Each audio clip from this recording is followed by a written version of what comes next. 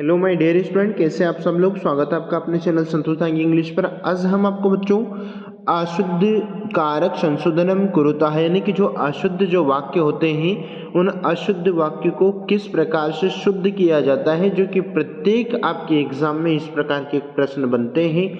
आपकी कमेंट के अनुसार मैं एक बार फिर ये वीडियो बना रहा हूँ ताकि आपके जितने भी सारे कॉन्सेप्ट हैं इस वीडियो को देखने के बाद में आपके 100% कॉन्सेप्ट क्लियर होंगे। ठीक है, अगर आप इस वीडियो को स्टार्टिंग से तो एंडिंग तक जरूर देखिए, तो मुझे पूर्ण विश्वास है बच्चों कि आपकी एक भी समस्या इस वीडियो को देखने के बाद में नहीं बचेगी और आप श्योर हैं कि एग्जाम में अगर इससे संबंधित प्रश्न आता है तो 100% आप उसे सॉल्व करेंगे। ठीक है, तो यहाँ पर आज हम वीडियो शुरू करते हैं बच्चों। आपको जब भी अशुद्ध कारक का प्रश्न आता है तो उसे किस प्रकार से सोल्व करते चलो जानते हैं। ठीक है, तो यहाँ पर आपको कुछ बातों को ध्यान में रखना होता है प्यारे बच्चों। सबसे पहले तो उसमें जो कर्ता होता है उस कर्ता को देखना होता है कि आपका कर्ता कौन से पुरुष में है, कौन से वचन में है और कौन से लिंग में है। ठीक है, सबसे पहले कर्ता को देखना होता है, उसके बाद में कर्ता के अनुसार क्रिया आपकी चलती है और क्रिया के अनुसार ही बच्चों आपका कर्म होता है। ठीक है,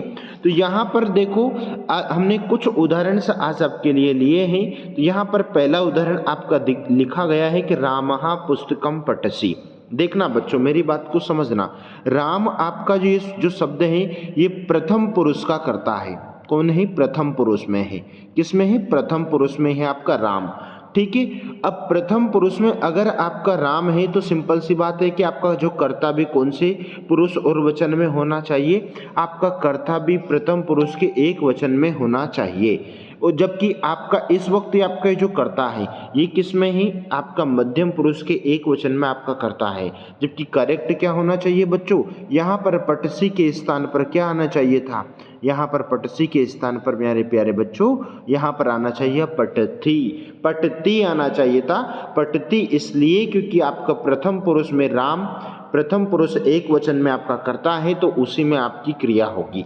तो रामः पुस्तकम पठति आपका करेक्ट उत्तर हो जाएगा। ठीक है, चलो देख लेते हैं दूसरा प्रश्न। ये तो बहुत ही फेमस और चर्चित प्रश्न है, यानी कि गणेशम नमः। तो इसमें गणेश जी को नमस्कार। तो कर्ता ने कर्म को, है ना, कर्ता ने कर्म को कर्ण से संप्रदान के लिए, तो यहाँ पर गणेश जी को प्रणाम किया गया है के लिए या को का जो अर्थ निकलता है तो यहाँ पर इसमें चतुर्थी विभक्ति लग जाएगी प्यारे बच्चों। तो यहाँ पर आपका हो जाएगा ये गणेशाय। क्या हो जाएगा? गणेशाय। गणेशाय नमः।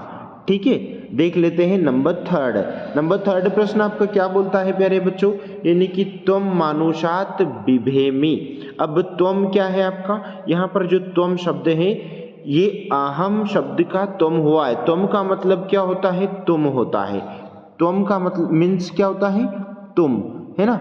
अब यहाँ पर त्वम का मतलब तुम होता है तो आपका उत्तर क्या बनेगा? यानी कि यहाँ पर आपका तुम क्या हो रहा है? अहम प्रथम पुरुष हो गया है और त्वम आपका मध्यम पुरुष हो गया है। मतलब प्यारे बच्चों आपका जो त्वम शब्द है, आपका त्वम शब्द मध्यम पुरुष के एक वचन में है तो आपकी क्रिया भी उसी में होना चाहिए। जबकि आपकी क्रिया यहाँ पर प्रथम मध्यम उत्तम पुरुष के एक वचन में है, जो कि गलत है। तो सही क्या होना चाहिए? आपकी कर्ता के अनुसार क्रिया क्या होगी बच्चों? कर्ता के अनुसार आपकी क्रिया हो जाएगी विभेषी। क्या हो जाएगी? विभेषी।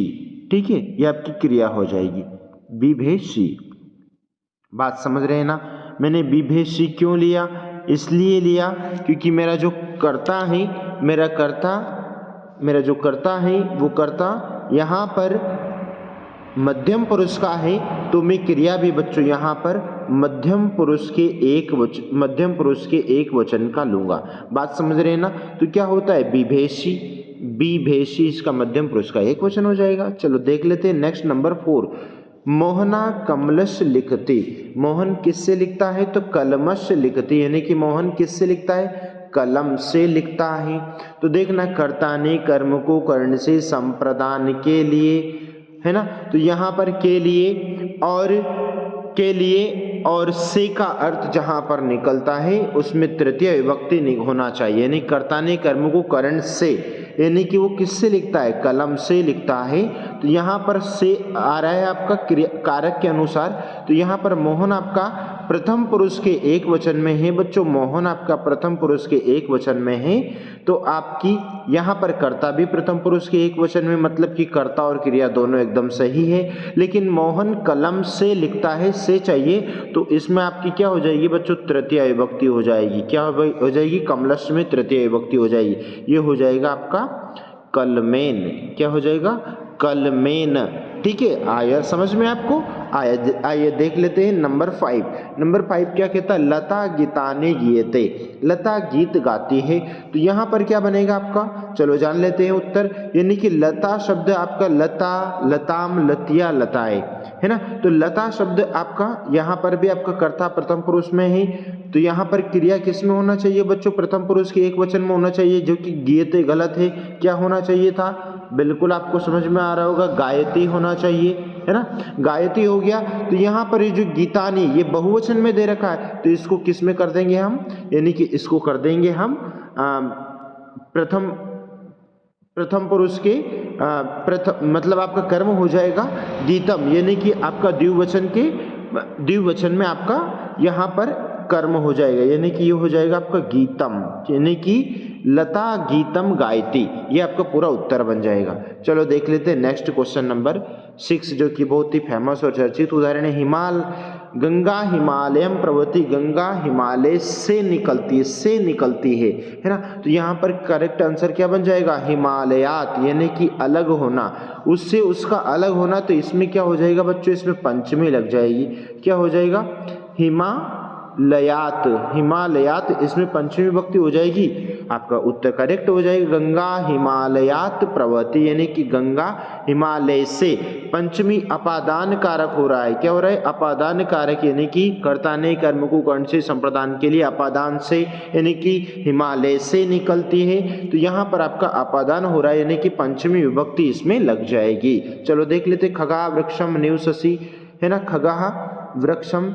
तो यहाँ पर क्या हो जाएगा बच्चों, इसमें खगा, अब आपका ये जो है, ये खगा क्या है, बहुवचन में है। तो यहाँ पर आपकी जो क्रिया है ये भी बहुवचन में होना चाहिए, और आपका वृक्षम है ये भी बहुवचन में होना चाहिए। जो वृक्ष है इससे क्या हो जाएगा, वृक्षेषु हो जाएगा। क्या हो जाएगा, वृक्षेषु, है ना, यानी कि यहाँ पर वृक्षेषु हो जाएगा। उसके बाद में ये निवससी से क्या हो जाएगा, निवसंती, यानी कि बहुवचन में हो जाएगा, निवसंती। ठीक है, आई होप आपको ये समझ में आ रहा होगा। यानी कि खगा बच्चों आपका बहुवचन में है, तो क्रिया भी हमने उसके अनुसार बहुवचन में ले ली है। और जो वृक्षम है, यानी कि ये सप्तमी विभक्ति का बहुवचन हमने ले लिया, यानी कि खगहा वृक्षम निवससी, यानी कि जो पक्षी वो किस पर निवास करते हैं, वृक्ष पर निवास करते हैं। तो पर आ रहा है ना बच्चों, और पर के लिए कर्ता ने कर्म को कर्ण से संप्रदान के लिए अपादान से संबंध का अधिकरण में, और पर जहां पर आता है वहां पर सप्तमी विभक्ति लगती है। तो यहाँ पर सप्तमी विभक्ति का वृक्षसु बहुवचन हो गया। चलो, सैनिक अश्वेन पतति, यानी कि सैनिक का उस घोड़े से गिरना, यानी कि उसका अलग होना, यानी कि अपादान लग जाएगा। तो अश्वेन से क्या हो जाएगा, अश्वात हो जाएगा। ठीक, आ गया बात समझ में, यानी कि यहाँ पर अश्वात हो जाएगा, अश्वेन की जगह पर अश्वात, बाकी से यथावत रहेगा। सैनिक अश्वात पतति, ठीक है, यानी कि सैनिक जो है वो घोड़े से गिरता है, अपादान होगा, मतलब पंचमी विभक्ति होगी। आगे जा देख लेते हैं। वृक्षात पत्रम पतंती, बहुत ही फेमस और इंपॉर्टेंट उदाहरण है। तो वृक्ष से पत्ते अलग होते हैं, अपादान होगा बच्चों यहाँ पर भी। तो वृक्षात पत्राणी हो जाएगा इसमें, यानी कि यहाँ पर बहुवचन हो जाएगा आपका, पत्रम पत्रे पत्राणी, क्योंकि यहाँ पर आपकी जो क्रिया है, क्रिया बहुवचन में है ना प्यारे बच्चों। तो यहाँ पर आपकी जो कर्म है, कर्म में भी आपका बहुवचन में होना चाहिए, यानी कि यहाँ पर आपका बहुवचन में कर्म हो जाएगा पत्राणी, यानी कि वृक्षात पत्राणी पतंती, यानी कि इसको आपको क्या करना पड़ेगा, पत्रम को पत्राणी करना पड़ेगा। क्या करना पड़ेगा, पत्राणि, यानी कि वृक्षात पत्राणि पतंती आपका उत्तर हो जाएगा। चलो देख लेते हैं आज का अंतिम और लास्ट क्वेश्चन। अगर इसके बावजूद भी बच्चों आपको प्रश्न समझ में नहीं आता है तो हमें कमेंट बॉक्स में कमेंट जरूर करें। अगर आप चैनल पर नए हैं तो प्लीज़ चैनल को सब्सक्राइब करना ना भूलें, तो क्योंकि यहाँ पर आपको A to Z सब्जेक्ट के सॉल्यूशन से लगाकर तो प्रत्येक एग्जाम के सॉल्यूशन भी यहाँ पर प्रोवाइड करवाए जाते हैं। ठीक है, चलो देख लेते हैं आज का अंतिम प्रश्न। बालकः विद्यालयम आगच्छन्ति, बालक विद्यालय से आता है। तो यहाँ पर बालकः क्या हो गया बच्चों, यहाँ पर बहुवचन हो गया आपका बालकः, बालको, बालकः, यानी कि एक बालक, दो बालक और सभी बालक विद्यालय से आते हैं, से आते हैं, ऐसा अगर इसमें होता है तो आपका करेक्ट उत्तर क्या हो जाएगा। तो यहाँ पर विद्यालय यानी कि उनका उससे अलग होना, तो पहले तो कर्म हटा दो, कर्म में कौन सी विभक्ति हो जाएगी, कर्म में बिल्कुल आपकी जो विभक्ति आप जो सोच रहे हैं वही होगा आपका। ये विद्यालय में कर्म गलत हो जाएगा, इसके स्थान पर क्या आना चाहिए, तो विद्यालयात, विद्यालयात आना चाहिए। ये तो हो गया पंचमी विभक्ति। और आगच्छति तो ये भी बहुवचन में लेना पड़ेगा, तो आगच्छति से क्या हो जाएगा, आगच्छन्ति, आगच्छन्ति। आई होप आपको ये समझ में आया होगा। देखना बच्चों एक बार फिर मैं समझा रहा हूँ, जिस पुरुष वचन और लिंग में आपका जो कर्ता होता है उसी में प्यारे बच्चों आपकी क्रिया होना चाहिए, और क्रिया के अनुसार आपको कर्म का प्रयोग करना होता है। आपके सारे उत्तर से इस प्रकार से बन जाएंगे। ठीक है, अगर आपको वीडियो अच्छा लगा तो प्लीज लाइक जरूर करिए। मिलते हैं नए वीडियो के साथ में, तब तक जय Hind, Vande Mataram, thank you so much.